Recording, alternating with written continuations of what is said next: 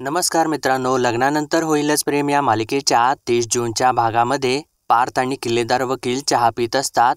इतक्यात किल्लेदार वकिलांचा मोबाईल वाजू लागतो आणि इकडून काव्या त्यांना फोन करत असते. तर तेव्हा किल्लेदार वकील फोन उचलतात आणि काव्याला म्हणतात की बोला मॅडम, सॉरी आणि मी कामात होतो त्याच्यामुळे तुमचा फोन उचलला नाही. तर तेव्हा काव्या एकदमच त्यांना म्हणते की सर, तुम्ही म्हणाला होतात ना की तुमचा विचार बदलला तर मला फोन करा म्हणून. तर मग आता माझा विचार बदललेला आहे आणि मला डिवोर्स हवा आहे असं ती सांगते. तर मित्रांनो, पार्थ सुद्धा तिथेच बसलेला असतो आणि हे सगळं ऐकल्यानंतर मात्र किल्लेदार वकिलांना जरा धक्काच बसतो. तर काव्या पुढं म्हणते की आत्ताच्या आत्ता मला डिवोर्स फाईल करायचा आहे आणि ती रागारागातच म्हणत असते की कुठे आहात तुम्ही आणि कुठं भेटू शकते मी तुम्हाला, लवकर बोला मला. तर तेव्हा किल्लेदार वकील तिला म्हणतात की हो हो मॅडम, काम डाऊन. तर तेव्हा काव्या परत रागातच म्हणते की आय कांट आणि कुठं भेटू शकता तुम्ही, मी ना आत्ता लगेचच तुमच्या ऑफिसमध्ये येते.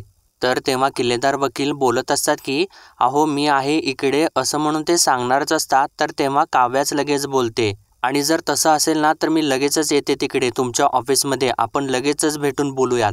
आणि त्यांना ती बोलूच देत नाही, त्यामुळे त्यांना पार्थच्या घराचा पत्ता काही सांगता येत नाही.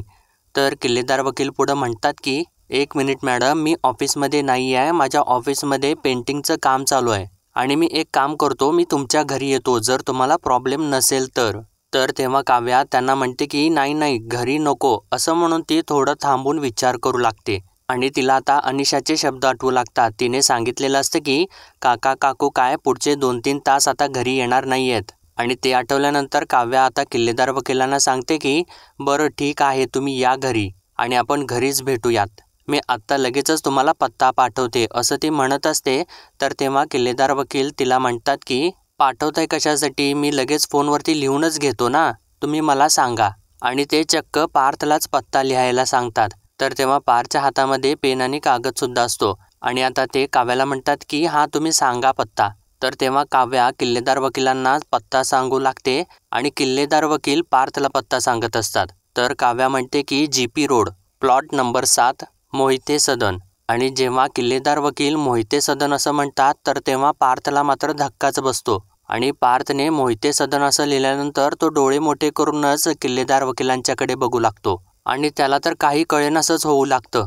तर किल्लेदार वकील काव्याला म्हणू लागतात की हो लिहिलं, मोहिते सदन लिहिलेलं आहे आणि तुम्ही काहीसुद्धा काळजी करू नका, मी लगेचच तिकडे येतो आणि आपण आजच डिवोर्सची केस फाईल करूयात. आणि असं ते आता बोलल्यानंतर मात्र पार्थच्या पायाखालची जमीनच सरकते आणि तो धक्क्यानेच किल्लेदार वकिलांच्याकडे बघू लागतो. आणि आता किल्लेदार वकील फोन ठेवून देतात आणि पार्थला म्हणू लागतात की काय म्हणायचं या क्लायंटला ना मिस्टर पार्थ, तुम्हाला काय सांगू, आत्ताच तुम्ही मगाशी तुमच्या बायकोचं कौतुक करत होतात ना, त्या IASची तयारी करतायत म्हणून, आणि तसंच या बाईसुद्धा करत आहेत, पण या जर का पास झाल्या ना तर बाकीच्यांचं काय खरं नाही बघा असं म्हणून ते आता हसू लागतात. तर तेव्हा पार्थ म्हणजे काय असं त्यांना विचारतो आणि तो तर मात्र खूपच सिरियस झालेला असतो. तर किल्लेदार वकील त्याला सांगू लागतात की अहो मगाशी ना मी त्यांना फोन केलेला होता डिवोर्स केससाठी, तर मला म्हणाल्या की मला आता डिवोर्स नको आहे, मला ना आता IASच्या परीक्षेवरती फोकस करायचा आहे आणि आत्ता मला फोन करून सांगत आहेत की मला आत्ताच्या आत्ता डिवोर्स केस फाईल करायची आहे. असं त्यांनी सांगितल्यानंतर मात्र पार्थ एकदम शांतच होऊन जातो. तर किल्लेदार वकील म्हणतात की काय म्हणावं या क्लायंटचं, असं म्हणून ते आता पुढं बोलतात की मी ना तुमचे हे डिझाईनचे पेपर्स घेऊन जातो आणि आपण भेटू बोलू असं म्हणून ते आता परत त्याला ॲड्रेस विचारू लागतात आणि त्याच्या हातात असलेल्या पेपरवरचा ते ॲड्रेस वाचतात आणि ठीक आहे थँक्यू, आपण भेटू मिस्टर पार्थ असं म्हणून ते आता तिथून निघून जातात. तर तेव्हा पार्थ मात्र धक्क्यानेच तिथेच बसलेला असतो. तर मित्रांनो, आता इकडे बाहेर नंदिनी गुरुजींच्या सोबत बोलत बसलेली असते आणि आता ती गुरुजींना जरासं हळव्या आवाजातच म्हणत असे की मग मी आता काय करू गुरुजी, सगळंच तर माहिती आहे तुम्हाला, मग हे सुद्धा सांगा की मी काय करू. तर तेव्हा गुरुजी तिला सांगतात की मला भेटण्याआधी जे करणार होतीस ना तेच तू कर, कारण तू जोपर्यंत एक पर्व संपवत नाहीस ना तोपर्यंत दुसरा अध्याय काही सुरू होणार नाही. तर तेव्हा नंदिनी त्यांना म्हणते की म्हणजे खरंच सगळंच संपवू का मी. तर तेव्हा गुरुजी चक्क तिला संपव असं सांगतात आणि म्हणतात की पुन्हा नवीन सुरुवात कर आणि मोकळी हो. तरच ना ज्या कळा तू सोसल्या आहेस ना त्यांच्या कळ्या होतील. दुःखाला लळा लावलेला आहेस तू. आत्ता तू जिथे जाशील ना तिथे तुझा पत्ता शोधत येईल ते. मागे टाक सगळं आणि सगळ्यात गुंतून सुद्धा मोकळी राहायला राहा. मग बघ त्या आसवांचे सुद्धा कसे मोती बनतील. असं त्यांनी सांगितल्यानंतर नंदिनी त्यांना विचारते की नाही मला ना गुरुजी काही कळालंच नाही. तर तेव्हा आता गुरुजी म्हणतात की संकेत देणं हा माझा धर्म आहे आणि अर्थ शोधणं हे तुझं कर्तव्य आहे. मी इतकंच सांगेन, जे अटळ आहे ना ते होणारच आहे. यावेळेस जे ठरवलं आहेस ना ते करून मोकळी हो आणि त्यालाही मोकळं कर ज्याने तुला बांधून ठेवलेलं आहे. तर आता नंदिनीच्या चेहऱ्यावरती मात्र फार मोठा प्रश्न पडलेला असतो आणि ती आता मनातल्या मनात म्हणते की म्हणजे आता जीवांना डिवोर्स द्यावा लागेल. आणि त्यानंतर ती धक्क्यानेच गुरुजींच्याकडे बघत असते. तर आता इकडे मित्रांनो, मिथुन काका जीवाजवळ आलेला असतो आणि तो त्याला म्हणत असतो की अरे बाबा, अजून अशी कुठली गोष्ट उरलेली आहे की ती जी अजून तू मला सांगितलेली नाहीस? अरे बोल, काय वाढून ठेवलेलं आहे ताटात माझ्या, बोल. तेव्हा आता जीवा त्याच्या जागेवरून उठून उभा राहतो आणि सांगतो की मी काव्याला पत्र लिहून पाठवलेलं आहे. तर आता मिथुन काका सुद्धा धक्क्यानेच उठून उभा राहतो आणि म्हणतो की अरे काय, तू पत्र पाठवलेलं आहेस, ते पण काव्याला? आणि कसं पाठवलंस रे तू? पोस्टानं पाठवलंस, कबुतराने पाठवलंस का बाण करून खिडकीतून फेकून दिलास? कसं पाठवलंस तू? तर तेव्हा आता जीवा त्याला म्हणतो की अरे काका, मस्करी काय करत आहेस तू? तर तेव्हा मिथुन काका त्याला म्हणतो अरे मस्करी तू करत आहेस. तू सगळ्यांच्या बरोबर मस्करी लावली आहेस. तुझ्या आयुष्यामध्ये ना कोणा एकीला तरी निवड, काव्या की नंदिनी, कळालं का तुला? अरे तुला गुलाबजाम पाहिजे, तुला रसगुल्ला पाहिजे, तुला कॅडबरी सुद्धा पाहिजे, अरे असं नसतं. कोणाला एकाला तरी निवड, अरे प्लीज, मी तुझ्या पाया पडतो. तर तेव्हा जीवा त्याला सांगतो की अरे मी कन्फ्यूज झालो होतो, डोकं काम करेनासं झालं होतं माझं. तर तेव्हा मिथुन काका त्याला म्हणतो म्हणजे आत्ता तुझं डोकं काम करतंय असं तुझं म्हणणं आहे का? तुझं डोकं अजिबात काम करत नाही आहे आणि तुझं डोकं खरंच ठिकाणावरती नाही आहे. तुझं डोकं जर काम करत असतं ना, ठिकाणावरती असतं ना, तर तू हे मूर्खपणा केला नसतास काव्याला लेटर पाठवण्याचा. तर तेव्हा जीवा त्याला सांगतो की अरे मूर्खपणा तर ना मी आत्तापर्यंत करत होतो. मला ना त्या काव्या नावाच्या चॅप्टरला कायमचा फुलस्टॉप द्यायचा आहे, म्हणून मी ते पत्र लिहिलेलं आहे. आणि मी त्यामध्ये स्पष्टपणे सांगितलेलं आहे की आपण याच नोटवरती सगळं काही संपवूया, सगळ्या आठवणींना संपवून टाकूयात. तर तेव्हा आता मिथुन काका त्याला म्हणतो की अरे पहिल्यांदा पण तुमचं हेच ठरलं होतं ना, तू हेच सांगितलं होतंस ना तिला, मग आता पहिले पडे 55 कशासाठी, हेच मला काही कळत नाही तुझं. तर जीवा त्याच्यावरती अजून ओरडतो आणि म्हणतो की अरे अर्थ आहे याला, कारण ना मी जोपर्यंत काव्या नावाचा चॅप्टर संपवत नाही ना तोपर्यंत ना मी नंदिनीसोबत असाच वागत राहणार आहे. काव्याच्या विचाराने, आठवणीने ना मी नंदिनीला वाटेल तसं वागलोय, वाटेल तसं बोललोय तिच्यासोबत मी, आणि मी कसं सुद्धा बोललो आहे रे तिच्यासोबत, आणि यापुढे ते होऊ नये ना म्हणून मी काव्याला ना पत्र लिहून टाकलेलं आहे. त्या पत्रामध्ये ना मी सगळं काही लिहून टाकलेलं आहे, कारण बोललेल्या गोष्टी ना हवेत विरून जातात आणि लिहिलेल्याच शाश्वत राहतात. अरे आणि मी त्यात लिहिलेलं आहे की यानंतर ना आपला एकमेकांशी काही सुद्धा संबंध नसेल. तर तेव्हा आता मिथुन काका त्याला म्हणतो की अरे जीवा, तुला कसं कळत नाही, कसं सांगू तुला आता? अरे तू नंदिनीला ॲक्सेप्ट करणार नाहीस तर मग काव्याला विसरून काय फायदा आहे? अरे तू असं का वागतोयस डबल ढोलकीसारखा, सांग ना मला. अरे आणि माझा जीवा असा नव्हता कधी. अरे मी तुला लहानाचं मोठं होताना बघितलेलं आहे, माझा जीवा असा कन्फ्यूज नव्हता. आणि हा कुठला गुण डाउनलोड करून ठेवला आहेस रे तू कन्फ्यूज होण्याचा, सांग मला. तर तेव्हा जीवा त्याला सांगतो की अरे कारण ना आत्तापर्यंत मी जे काही मागितलंय ना ते माझ्या समोर येत गेलेलं आहे, सगळं मिळत गेलंय मला. कधीही अशी वेळ आलीच नाही निवडायची. काव्याशी जर लग्न झालं असतं ना तर सगळं सोपं होतं रे. त्यात ना काव्या लग्न करून दुसरीकडे गेली असते ना तरी सुद्धा ठीक होतं. नंदिनी माझ्या आयुष्यात आली आणि अरे काव्या सतत सतत माझ्या समोर दिसत आहे मला ती. मग नाही होणार का मी कन्फ्यूज? मग काय करणार आहे मी? आणि बरं ठीक आहे, काव्याने ना अजूनसुद्धा पार्थदादासोबतचं नातं ॲक्सेप्ट केलेलं नाही आहे, ते केलं असतं ना तरीसुद्धा सोपं होतं. तर तेव्हा मिथुन काका अजून त्याच्यावरती भडकतो आणि म्हणतो की अरे काय सोपं होतं, काय अवघड होतं, आणि सगळ्यांनी सगळं सोपं करून तुझ्या हातात द्यायचं का? आयतं ताट तुझ्या हातात द्यायचं का? अरे स्वतःचे काहीतरी निर्णय असतात जीवा, इथून मनापासून हृदयापासून घेतलेला.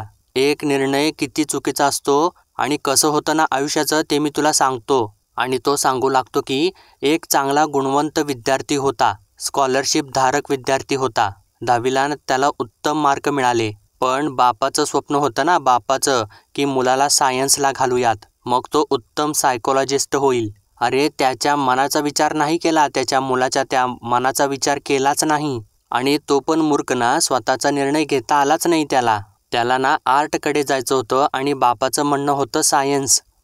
सायन्समध्ये पण अभ्यास करून उत्तम सायकोलॉजिस्ट झाला असता तो. पण काय करणार, हातात सायन्सचं पुस्तक आणि डोक्यात आर्ट. मग काय झालं त्याचं माहिती आहे का, ना घर का ना घाट का. बापाचं म्हणणं होतं की माझ्या मुलाने ना माणसाच्या मनातली कोडी सोडवावीत. माणसांची कोडी सोडवायला निघालेला होता तो. अरे साधं 2 ओळीचं शब्दकोडं सुटत नाही त्याला, असं म्हणून तो आता सर्व काही स्वतःच्याबद्दलच जीवाला सांगत असतो. आणि आत्ता जीवाला त्या सगळ्याची टोटल लागते आणि जीवा म्हणतो की अरे काका हे सगळं तू, असं म्हटल्यानंतर मिथून काका म्हणतो हो हे सगळं मीच केलंय, माझ्याच बाबतीत झालेलं आहे, मीच मिथून काका. अरे प्रचंड कन्फ्युजन होतं माझं त्यावेळेस सुद्धा. माझी आई ना मला नेहमी म्हणायची की भाऊ जिचा कोणा हात पकडशील ना तिचा हात असा शेवटपर्यंत घट्ट पकड आणि आयुष्यात ना कुठला तरी एक निर्णय घे, एक गोष्ट निवड आणि जी पण गोष्ट निवडशील ना ती मेंदूने नाही तर हृदयाने निवड. आणि जीवा अरे आता काव्याला तू बाय केलेला आहेस ना, निदान नंदिनीला तरी एक्सेप्ट कर ना, करणार आहेस का, असा तो आता त्याला प्रश्न करतो. आणि म्हणतो की अरे जरा आठव, खाली पोलीस आलेले होते, आपला पार्थ दादा होता, नंदिनी होती, काव्या होती, वहिनी होत्या, आम्ही सगळे होतो. आणि तेव्हा हाच जीवा म्हणत होता की अरे माझी बायको माझा अभिमान. अरे आता कुठं गेलेला आहे तो अभिमान, अरे कुठं पाणी मुरते मला सांग, अरे जीव तुटतो रे या काकाचा तुझ्यासाठी, सांग पाणी कुठं मुरत आहे ते, असं त्याने विचारल्यानंतर जीवा थोडासा शांत होतो आणि म्हणतो की मला माहिती नाही, मला ना आता काहीच करावंसं वाटत नाही, ना लग्न ना संसार काहीच करावंसं वाटत नाही मला. तर तेव्हा मिथून काका त्याला म्हणतो कठीण आहे रे जीवा. तर आता या दोघांच्या मधलं बोलणं झाल्यानंतर इकडे काव्या मात्र सैरभैर झालेली असते आणि ती ॲडव्होकेट किल्लेदारांचीच वाट बघत असते आणि म्हणते की किती वेळ झाला यांना फोन करून आणि कधी येणार आहेत हे ॲडव्होकेट किल्लेदार, असं ती बोलतच असते. इतक्यात दरवाजाची बेल वाजते. तर तेव्हा काव्या गडबडीने जाऊन दरवाजा उघडते. तर तेव्हा समोर ॲडव्होकेट किल्लेदार उभे असतात. तर तेव्हा काव्या त्यांना म्हणते की तुम्हीच मिस्टर किल्लेदार आहात का. तर तेव्हा ते सांगतात की हो मीच आहे. तर तेव्हा काव्या त्यांना आतमध्ये यायला सांगते आणि ॲडव्होकेट किल्लेदार आतमध्ये येत असतात. तर तेव्हा काव्या मागं वळते आणि आतमध्ये चाललेली असते. तर नेमकं तेव्हा मित्रांनो पार्थसुद्धा त्यांच्या मागे आलेला असतो. आणि जेव्हा काव्या परत मागे वळून बघते आणि पार्थकडे बघते तर तिला जोराचा धक्काच बसतो आणि पार्थसुद्धा धक्क्यानेच तिच्याकडे बघत असतो. तर आता काव्याला काही कळेनासंच होऊ लागतं. तर मित्रांनो इकडे बघा नंदिनी उठून चाललेली असते आणि तेव्हा मानिनी नेमकी तिथं येते आणि नंदिनीला म्हणते की अगं नंदिनी ये ना, बस ना इथे गप्पा मारत. तर तेव्हा नंदिनी म्हणते की नाही आई, मला ना जरा काम आठवलं, मी आलेच, असं म्हणून ती आता तिथून निघूनच जाते. तर तेव्हा मानिनीला थोडीशी शंका येते आणि ती आता गुरुजींना विचारते की हिला काय झालं अचानक. तर गुरुजी म्हणतात की तिला उत्तर सापडले. तर मानिनी विचारते की उत्तर म्हणजे काय. तर गुरुजी तिला म्हणतात की मानिनी तुला तर ना खूपच प्रश्न पडतात. आणि आता ते शिरा खाऊ लागतात आणि म्हणतात की काही नाही, बाकी शिरा मात्र छान झालेला आहे, साखर देखील छान विरघळलेली आहे, पण तुझ्या संशयाचं काय, तो विरघळलेला आहे का, असा ते आता मानिनीला प्रश्न करतात. तर तेव्हा मानिनी म्हणते की संशय. तर गुरुजी तिला म्हणतात की हो संशयच, आणि शोध मोहीम चालू आहे ना तुझी. तर तेव्हा आता मानिनीला तो क्षण आठवू लागतो, तिने ज्या वेळेस बोर्डवरती त्या तिघांची नावं लिहिलेली असते आणि त्या सगळ्याचा अर्थ लावायचे ती प्रयत्न करत असते आणि ती म्हणत असते की हे दुःखाचं काव्य काय आहे ना ते कळायलाच हवं. आणि आता मानिनी त्या विचारातून बाहेर येते आणि गुरुजींना म्हणते की हो म्हणजे तुमच्यापासून काही लपतच नाही गुरुजी, या मुलांच्या मनात ना नक्की काय चालू आहे, ते नक्की काय लपवत आहेत ना तेच कळत नाही आहे मला, तेच शोधण्याचा प्रयत्न करत आहे मी. आता बघा तुम्ही मला सांगितल्यापासून ना मी सगळीकडे नीट लक्ष ठेवून आहे, माझं कर्तव्य बजावण्याचा ना पूर्ण प्रयत्न करत आहे मी, माझं अगदी सगळीकडे आणि अगदी सगळ्यांच्याकडे लक्ष आहे. म्हणजे अगदी काव्या नंदिनी जीवा असं ती म्हणतच असते. तर तेव्हा गुरुजी एकदमच म्हणतात की पार्थ त्याच्याकडे लक्ष आहे ना तुझं, असं त्यांनी विचारल्यानंतर मानिनी म्हणते की पार्थचं काय आहे गुरुजी, त्याच्यासारखं ना त्याचं आयुष्यसुद्धा ना छान साधं सरळ सुरू आहे, तर तेव्हा गुरुजी तिला सांगतात की साधं आणि सरळ काहीही नसतं मानिनी, आणि शांतचं जर म्हणशील ना तर वादळापूर्वीसुद्धा सगळं काही शांतच असतं. तर तेव्हा आता मानिनी म्हणते की वादळ, पार्थच्या आयुष्यात आता कुठलं वादळ येणार आहे? तर तेव्हा गुरुजी म्हणतात की ते मी सांगणार नाही. वादळ येणार आहे किंवा आलंही असेल, आता ते वादळ शमवायचं का विस्कटू द्यायचं हे त्याचं ना शहाणपणच ठरवेल. तर आता गुरुजींनी असं सांगितल्यानंतर मानिनी मात्र घाबरून जाते आणि ती आता काळजीत पडते. जशी ती जीवासाठी काळजीत पडलेली असते तशी ती आता पार्थसाठी काळजीत पडते. तर मित्रांनो, आता इकडे पार्थला समोर बघितल्यानंतर काव्या मात्र थक्क होऊनच त्याच्याकडे बघत असते. तर तेव्हा आता ॲडव्होकेट किल्लेदार काव्याला म्हणतात की हॅलो, तुम्ही मिसेस काव्या आहात ना? तर तेव्हा आता काव्या घाबरतच हो असं मान डोलावते आणि परत ती पार्थकडे बघू लागते. तर तेव्हा आता ॲडव्होकेट किल्लेदार काव्याला म्हणतात की तुमचं पूर्ण नाव काय आहे? तर तेव्हा आता पार्थ आतमध्ये येतो आणि तो तिच्याकडेच बघत असतो. तर तेव्हा आता काव्या चांगली बावचळूनच गेलेली असते आणि आता तोच प्रश्न ती त्यांनाच विचारते, तुमचं नाव काय आहे?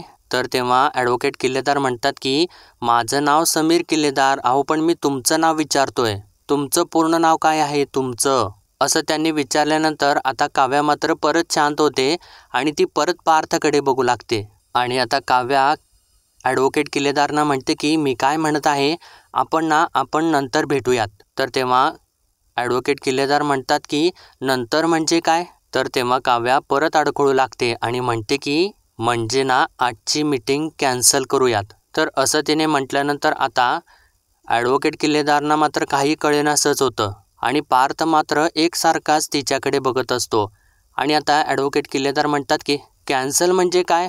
आणि मी इथं आल्यानंतर तुम्ही मला हे सांगत आहे का? असं म्हणून ते आता तिच्यावरती चिडतातच. तर तेव्हा काव्या त्यांना सॉरी असं म्हणते.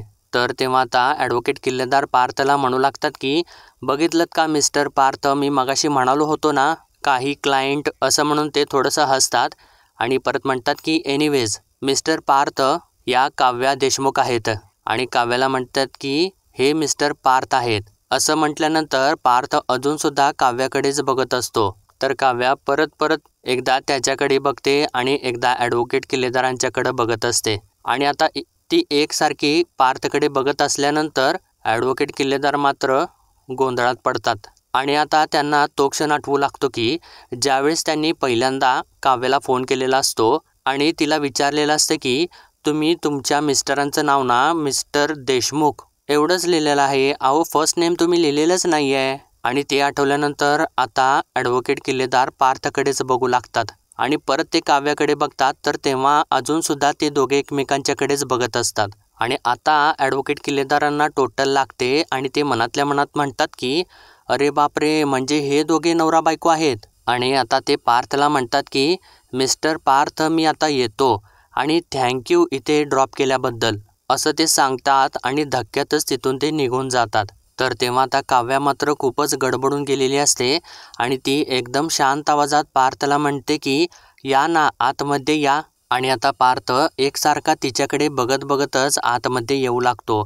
तर काव्या मात्र आपली नजर चुकवते आणि ती समोरच्या दिशेने बघतच आतमध्ये येत असते आणि त्याला विचारते की तुम्ही काय घेणार? आणि ती मात्र त्यांच्याकडे बघतच नसते. तर काव्याने असं विचारल्यानंतर पार्थ आता बोलतो आणि काव्याला म्हणतो की माझ्या फिलिंग्स घेणार आहे मी. तर असं त्यानं बोलल्यानंतर काव्या धक्क्यानेच त्याच्याकडे बघते. तर पार्थ पुढे एकदम गंभीर होऊन बोलू लागतो. म्हणतो की काल रात्री मी तुम्हाला रेड वेल्वेट पेस्ट्री घेऊन आलेलो होतो. ती आणताना ना माझ्या मनात ज्या फिलिंग्स होत्या ना त्या परत घ्यायला आलेलो आहे मी. असं त्यानं बोलल्यानंतर आता काव्याला धक्काच बसतो. तर पार्थ पुढे म्हणतो की गुढीपाडव्याच्या दिवशी तुम्हाला जो गजरा दिला होता तो गजरा तुम्ही पायऱ्यांच्या वरती फेकला. तो गजरा देताना माझ्या मनात जी आपुलकी होती ना ती परत घ्यायला आलेलो आहे मी. रागाच्या भरात तुम्ही कडुलिंबाची पानं खाल्लेली होती तेव्हा श्रीखंड आणताना ना माझ्या मनात जी काळजी होती ना ती परत घ्यायला आलेलो आहे मी. तुमच्यासोबत वडाच्या प्रदक्षिणा घालताना नको असलेल्या लग्नात सप्तपदी चालताना तुम्हाला मी जी वचनं दिलेली होती ना ती परत घ्यायला आलेलो आहे मी. जमेल का तुम्हाला परत द्यायला? असा तो आता भावनिक प्रश्नच काव्याला करतो. तर तेव्हा काव्याला मात्र धक्क्यावरती धक्केच बसत असतात आणि ती काही न बोलता तशी शांतच उभी असते.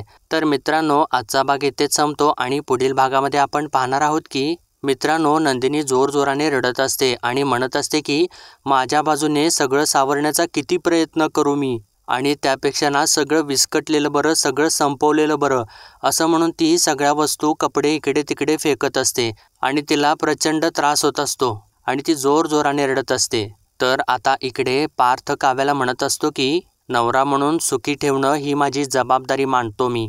तुम्हाला त्रास होऊ नये म्हणून मी वाटेल ते करीन, आणि जर का तुम्हाला मीच त्रास वाटत असेल ना, तर मी तुम्हाला शब्द देतो की यापुढे ना तुम्हाला माझा आणि आपल्या लग्नाचा त्रास होणार नाही. असं म्हणून तो आता आपला चष्मा काढतो आणि एकदम दुःखी होऊन तिथून निघून जातो. तर तेव्हा काव्याला मात्र खूप मोठा शॉक बसलेला असतो आणि मित्रांनो, यावेळेस मात्र पार्थ आतमधून खूपच तुटून गेलेला असतो. तर मित्रांनो, पुढील अपडेटसाठी लाईक, शेअर आणि सबस्क्राईब नक्कीच करा.